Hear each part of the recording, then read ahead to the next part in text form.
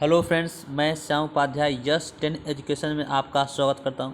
आज हम लोग उत्तर प्रदेश के प्रमुख जनजाति को देखेंगे, अर्थात उत्तर प्रदेश की अनुसूचित जनजाति उत्तर प्रदेश के किस ज़िले में निवास करती हैं उसको आज हम लोग देखेंगे, क्योंकि यहाँ से भी एग्ज़ाम में क्वेश्चन आए हुए हैं।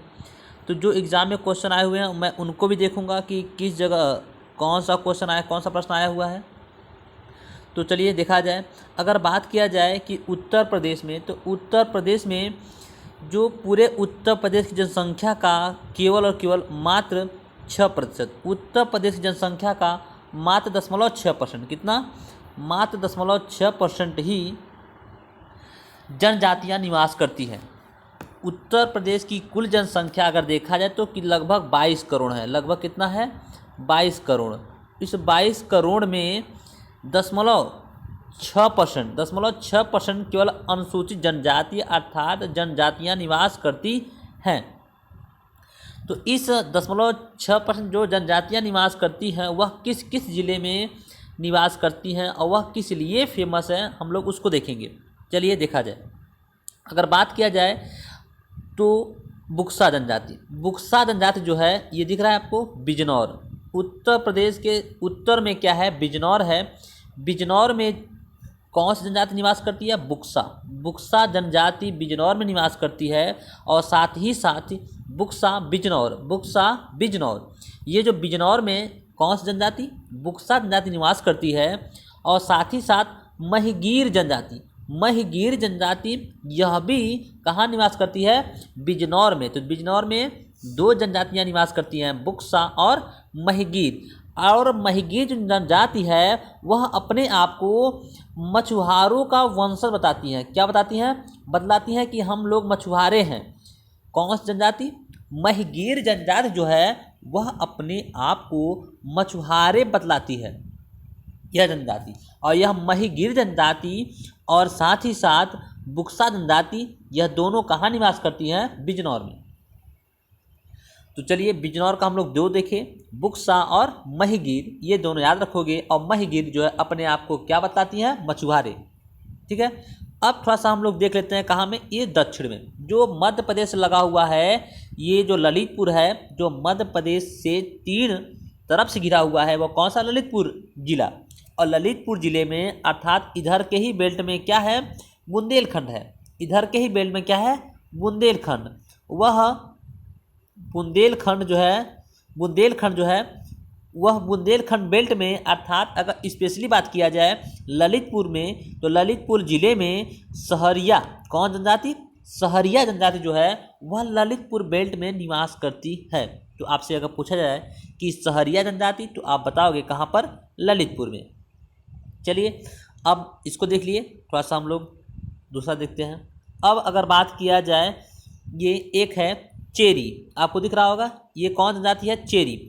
ये जो चेरी जनजाति है वह कहाँ निवास करती है? वह वाराणसी में। आपको दिख रहा है ये वाराणसी। इस वाराणसी में कौन सी जनजाति निवास करती है? चेरी। तो आप याद रखोगे कि चेरी जनजाति जो है वह कहाँ निवास करती है? वाराणसी में। वाराणसी में चेरी। और चेरी के नीचे आ जाओ तो पंखा या पनिका जनजाति जो है यह कहाँ निवास करती है? यह मिर्जापुर बेल्ट में। तो मिर्जापुर में जो है पहाड़ी क्षेत्रों में कौन सी जनजाति निवास करती है? तो पंखा या पनिका कह सकते हैं। वह कहाँ निवास करती है? वह मिर्जापुर के बेल्ट में निवास करती है। तो चेरी कहाँ पे? वाराणसी में। पंखा कहाँ पे? मिर्जापुर में। और अगर बात किया जाए ललितपुर में सहरिया। और बात किया जाए अगर इधर देखा जाए तो इधर के बेल्ट में बुक्सा और महिगीर यह निवास करती है बिजनौर में। तो आपको याद हो गया होगा, सहरिया ललितपुर में, बुक्सा या महिगीर बिजनौर में, चेरी जो है आपका, चेरी कहाँ है? चेरी वाराणसी में, और पंखा या पनिका मिर्जापुर में, इधर का हो गया। अब अगर बात किया जाए सोनभद्र, तो सोनभद्र में कौन कौन सी जनजाति निवास करती है इसको भी याद रखेंगे। सोनभद्र से लगा हुआ है आपके उत्तर प्रदेश की जो सोनभद्र जिला है वह 4 राज्यों से लगा हुआ है। कौन कौन सा राज्य है? तो इधर बात कर दोगे मध्य प्रदेश, फिर आ जाएगा छत्तीसगढ़, फिर आ जाएगा झारखंड, फिर आ जाएगा बिहार। इस प्रकार से सोनभद्र, उत्तर प्रदेश का जो सोनभद्र जिला है वह 4 राज्यों से, मध्य प्रदेश से, छत्तीसगढ़ से, झारखंड से और बिहार, इन 4 राज्यों से लगा हुआ है। और इसी झारखंड और छत्तीसगढ़ के बेल्ट का जो जनजातियां हैं वह कुछ सोनभद्र में लगी हुई हैं, और वह कौन कौन सी हैं उसको देख लिया जाए। तो सोनभद्र में जो जनजाति निवास करती है वह कौन सी है सोनभद्र में? तो पहरिया। कैसे याद रखोगे? बहुत ही सिंपल है। पहरिया, अगरिया, पठारी, पहरिया, अगरिया, पठारी, ये तीनों सोनभद्र में। और कैसा? पंखा, भुइयाँ और बैंगा। तो आप क्या रखो? बेना लिए, पंखा लिए और भुइयाँ सो गए। तो बेना से बैंगा, पंखा से पंखा और भुइयाँ से भुइयाँ। तो बैंगा, पंखा, भुइयाँ, पहरिया, अगरिया, पठारी, ये 6 जनजाति है वह कहाँ निवास करती है? तो याद रखोगे सोनभद्र में। सोनभद्र में पहरिया, अगरिया, पठारी, बैंगा, पंखा, भुइयाँ, ये 6 जनजाति कहाँ निवास करती है? तो याद रखोगे सोनभद्र में निवास करती है। हालांकि पठारी जनजाति वह अन्य जगह भी निवास करती है, तो पठारी स्पेशली आप याद रखोगे कि सोनभद्र बेल्ट में भी निवास करती है। हाँ, सोनभद्र में एक और जनजाति है वह भी निवास करती है। वह कौन है? खैरवार। कौन सी जनजाति है? ये खैरवार जो है यह भी कहाँ निवास करती है? सोनभद्र में। तो खैरवार जनजाति सोनभद्र में निवास करती है। और खैरवार जनजाति की कुछ खासियत भी होती है। इस खासियत को हम लोग थोड़ा सा आगे देखेंगे कि खैरवार जनजाति है किस खासियत के लिए जानी जाती है। तो खैरवार, पहरिया, अगरिया, क्या क्या? पहरिया, अगरिया और पठारी, बैंगा, भुइयाँ और पंखा, ये 7 जनजातियाँ जो है वह किस बेल्ट में निवास करती हैं? तो आपको याद रखोगे कि सोनभद्र बेल्ट में कौन कौन सा? खैरवार, पहरिया, अगरिया, पठारी, बैंगा, पंखा, भुइयाँ, ये 7 जनजाति कहाँ पे? सोनभद्र में। तो आपको सोनभद्र का आसानी से याद हो गया होगा। चलिए हम लोग थारू जनजाति के बारे में सबसे लास्ट में देखेंगे, उसके जस्ट बाद उसका हम प्रश्न भी देख लेंगे। तो अब अगर बात किया जाए कि अगला पंखा आपको कहाँ मिला? पंखा आपको मिर्ज़ापुर में मिला और पंखा आपको कहाँ मिला? सोनभद्र में मिला। दोनों लगे हुए हैं। क्योंकि सारी जनजातियाँ, लगभग जनजातियाँ वह उत्तर प्रदेश के पूर्वी क्षेत्र में ही हैं। सभी जनजातियाँ लगभग उत्तर प्रदेश के पूर्वी क्षेत्र में हैं। मात्र और मात्र आपको दिखेगा कि यही 3 जनजाति जो थी वह कहाँ पे थी? यह बिजनौर और ललितपुर में केवल 3 जनजाति, बाकी सभी जनजातियाँ कहाँ हैं? वह पूरब के बेल्ट में है। चलिए और देखा जनजाति के बारे में। अब बात किया जाए, अगर हम बात करें कि और आगे कौन सी जनजाति है तो उसको भी देख लिया जाए। तो आपको दिख रहा होगा कि गोंडा, धुरिया, नायक, ओझा, पठारी, कौन कौन सा? एक बार फिर देख लीजिएगा, एक बार फिर देखिएगा। गोंडा, धुरिया, नायक, ओझा, पठारी। तो आप याद रखोगे कि ये गोंडा हुआ, धुरिया हुआ, नायक हुआ, ओझा हुआ, पठारी हुआ, वह कहाँ था? उसका नाम कहाँ था भैया? एकदम ऊपर था। और ऊपर से कौन कौन सा जिला लगा हुआ है? पूर्वी क्षेत्र में, उत्तर पूर्व में तो आपको याद रखना होगा सिद्धार्थनगर में है, उससे लगा हुआ महाराजगंज में। और सिद्धार्थनगर जस्ट दक्षिण में बात किया जाए बस्ती है, और बस्ती के जस्ट पूरब में देखा जाए तो कौन सा है? गोरखपुर है। तो आप याद रखोगे सिद्धार्थनगर, महाराजगंज, बस्ती, तीनों लगे हुए हैं। उसी से महाराजगंज से लगा हुआ है गोरखपुर। कौन सा लगा हुआ है? महाराजगंज से लगा हुआ है गोरखपुर। तो गोरखपुर से लगा हुआ है आजमगढ़, और उसी गोरखपुर और आजमगढ़ से लगा हुआ है कौन है? मऊ, और उसी आजमगढ़ से लगा हुआ है कौन है? जौनपुर। तो आप याद रखना सिद्धार्थनगर, महाराजगंज, बस्ती, गोरखपुर, आजमगढ़, मऊ, जौनपुर, और साथ ही साथ देवरिया को भी याद रखो। कहाँ याद रखोगे? देवरिया को भी याद रखोगे, देवरिया। और साथ ही साथ क्या याद रखोगे? गाजीपुर को भी याद रखोगे। ये जो आपको दिख रहा है गाजीपुर, ये छोटा सा जगह दिख रहा है गाजीपुर, ये गाजीपुर, इस गाजीपुर में भी कौन कौन सा है, गोंडा, गोंडा, धुरिया, नायक, ओझा, पठारी। कौन कौन सा, गोंडा, धुरिया, नायक, ओझा, पठारी। ये पांचों जनजातियां, गोंडा, धुरिया, नायक, ओझा, पठारी, यह इस पूर्वी बेल्ट को देखा जाए सिद्धार्थनगर, महाराजगंज, सिद्धार्थनगर, महाराजगंज और इनसे लगा हुआ बस्ती और इनसे ही लगा हुआ गोरखपुर और इनसे ही लगा हुआ है आजमगढ़ और इनसे ही लगा हुआ है मऊ, ये दिख रहा है आजमगढ़, ये दिख रहा है मऊ और इनसे ही लगा हुआ है गाजीपुर, उसको भी याद रखोगे। और इनसे गोरखपुर से लगा हुआ है क्या, देवरिया, इसके बेल्ट में भी आप जाओ। और इसी आजमगढ़ से लगा हुआ है कौन, जौनपुर। इन सभी जगहों पर गोंडा, धुरिया, नायक, ओझा, पठारी जनजातियाँ निवास करती हैं। ठीक है, तो इतनी बात को याद रखोगे। और जस्ट अब आगे देखा जाए थोड़ा सा इम्पोर्टेंट, ये भी दिख रहा है आपको, थारू जनजाति। कौन सी जनजाति है ये, थारू। कौन सी है ये भाई, थारू है, थारू जनजाति। थारू जनजाति महाराजगंज और कुशीनगर। तो आपको याद रखना है कि कुशीनगर और महाराजगंज, हालांकि महाराजगंज में गोंडा, धुरिया, नायक, ओझा, पठारी भी है और साथ ही साथ थारू भी है। तो थारू और थारू जनजाति जो है महाराजगंज और कुशीनगर में निवास करती है। पूरे उत्तर प्रदेश की अगर बात किया जाए तो थारू जनजाति जो है पूरे उत्तर प्रदेश की सबसे बड़ी जनजाति है। कौन सी है, याद रखोगे, थारू जनजाति। और यही जनजाति ऐसा है जो कि दीपावली को शोक के रूप में मनाती है। यहाँ से बहुत बार प्रश्न आया है कि दीपावली को शोक के रूप में कौन सी जनजाति मनाती है, तो वह कौन सी भैया, थारू जनजाति। थारू जनजाति उत्तर प्रदेश में जो है निवास करती है, वह उत्तर प्रदेश की सबसे बड़ी जनजाति है। अगर बात किया जाए तो जो उत्तर प्रदेश है पूरे भारत में सबसे बड़ी अनुसूचित जनजाति वाला राज्य है। सबसे बड़ी अनुसूचित जनजाति वाला राज्य है तो वह कौन है, उत्तर प्रदेश है। तो उत्तर प्रदेश की सबसे इंपॉर्टेंट जनजाति कौन सी है, याद रखोगे, थारू। कौन सी है, थारू जनजाति उत्तर प्रदेश की सबसे महत्वपूर्ण जनजाति है और सबसे बड़ी जनजाति भी है। और यह दीपावली को शोक के रूप में भी मनाती है। इसको याद रखोगे, कौन सा, थारू। और थारू कहाँ निवास करती है, तो थारू को कई बार एग्जाम में आया है कि गोरखपुर के तराई क्षेत्र में, याद रखना, तराई क्षेत्र में। किस क्षेत्र में, गोरखपुर के तराई क्षेत्र में निवास करती है। किसके, गोरखपुर के,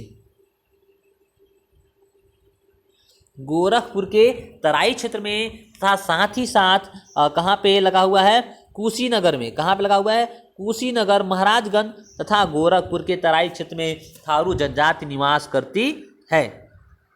इस प्रकार से जनजाति को आप मैप पे देख लिए तो एक बार नहीं, कम से कम इसको 2 बार देखें। 2 बार देखने के बाद आप तुरंत ही मैप में बन जाएगा कि कौन सी जनजाति किस उत्तर प्रदेश की किस जिले से लगी हुई थी। चलिए कुछ हम थारू जनजाति के बारे में और भी देख लेते हैं।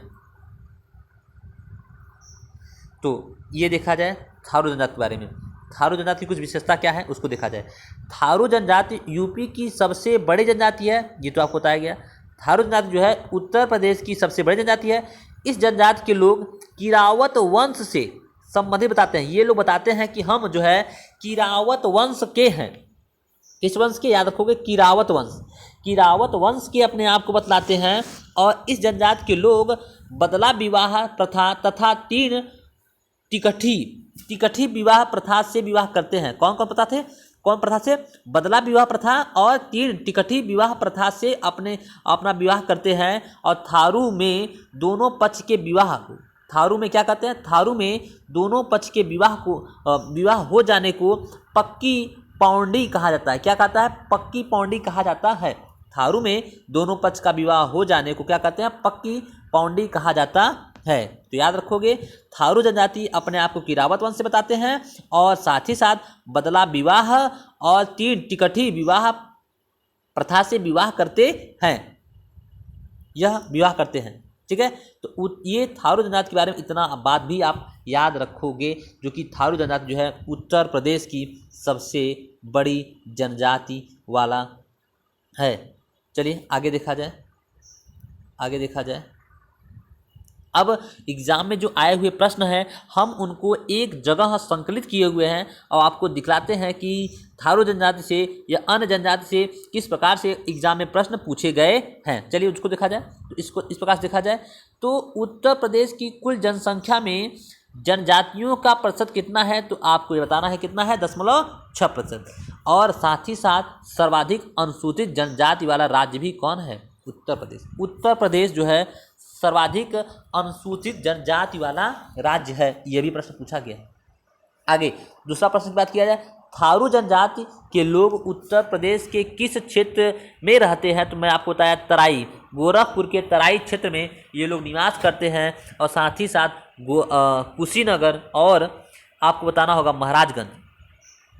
तो गोरखपुर के तराई क्षेत्र में बहुत बार प्रश्न पूछा गया है, इसलिए इसको वेरी वेरी इंपॉर्टेंट करके रखोगे।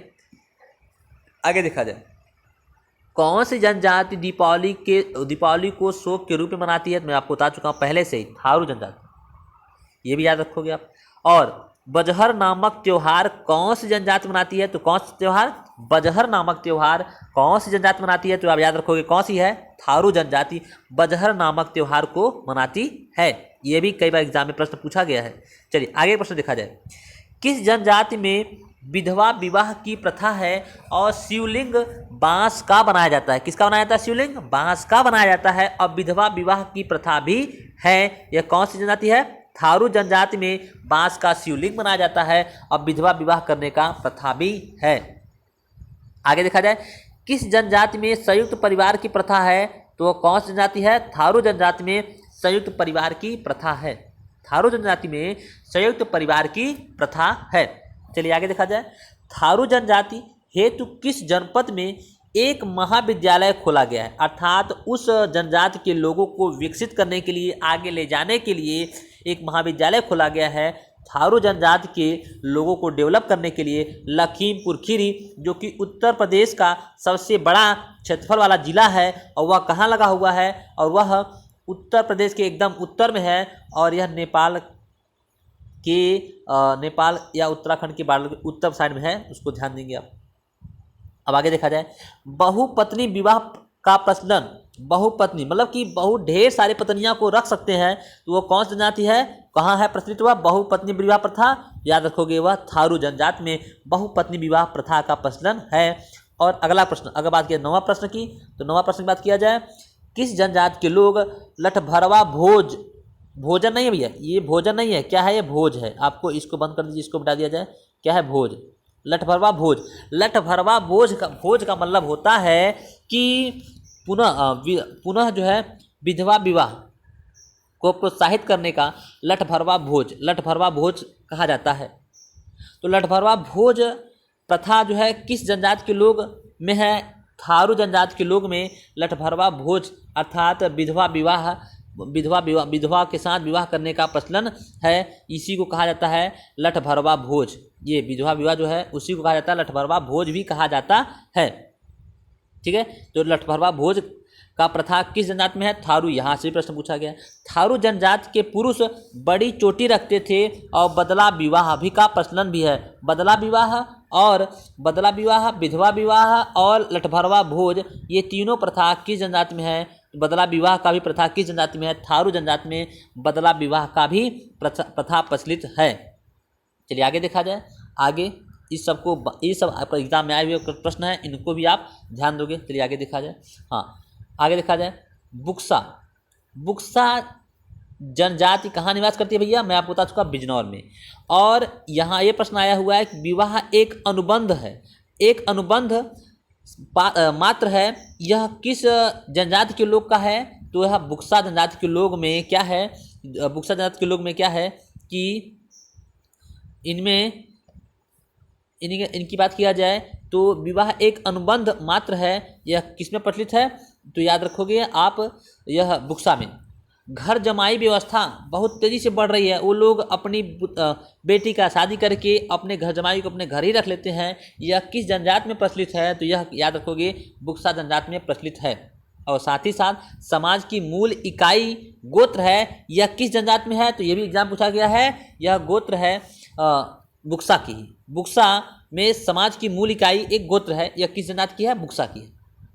चलिए आगे अब खरवार जनजाति या खैरावत जनजाति के बारे में देखा जाए तो किस जनजाति के लोग कच्चे का व्यापार करते हैं? तो याद रखोगे खरावत जनजाति के लोग कच्चे का व्यापार करते हैं।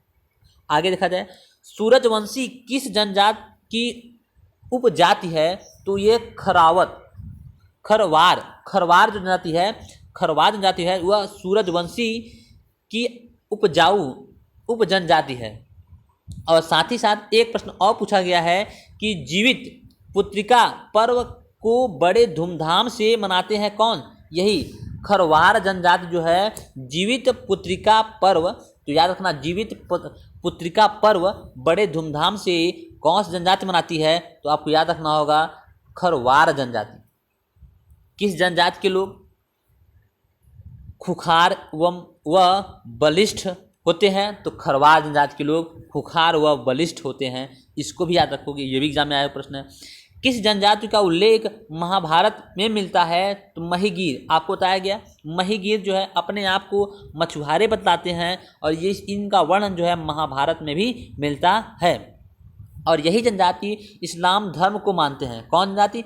महिगीर जनजाति जो है अपने आप को इस्लाम धर्म, ये लोग जो है इस्लाम धर्म को मानते हैं। तो इस प्रकार से आपको ये सब प्रश्न भी समझ में आ गया कि किस प्रकार से एग्जाम में प्रश्न पूछे गए हैं जनजाति से संबंधित। तो आप 1 से 2 बार वीडियो देखोगे तो आपको इनसे संबंधित प्रश्नों को भी तैयार हो जाएगा कि इस्लाम धर्म को बनाने वाले महिगीर है और महाभारत में उल्लेख महिगीर का है। लोग खुंखार व बलिष्ठ होते हैं, यह कौन सी जनजाति है? खरवार है। और जीवित पुत्रिका पर्व को बड़े धूमधाम से मनाते हैं, वो भी कौन है? खरवार है।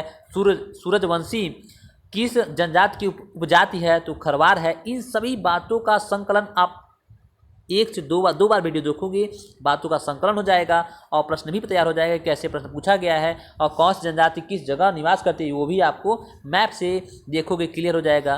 तो अगर यह वीडियो अच्छा लगता है तो प्लीज़ अपने दोस्तों में शेयर करिए, स्टेटस लगाइए, लाइक करिए, सब्सक्राइब करवाइए लोगों से। तो चलिए, यह वीडियो देखने के लिए धन्यवाद।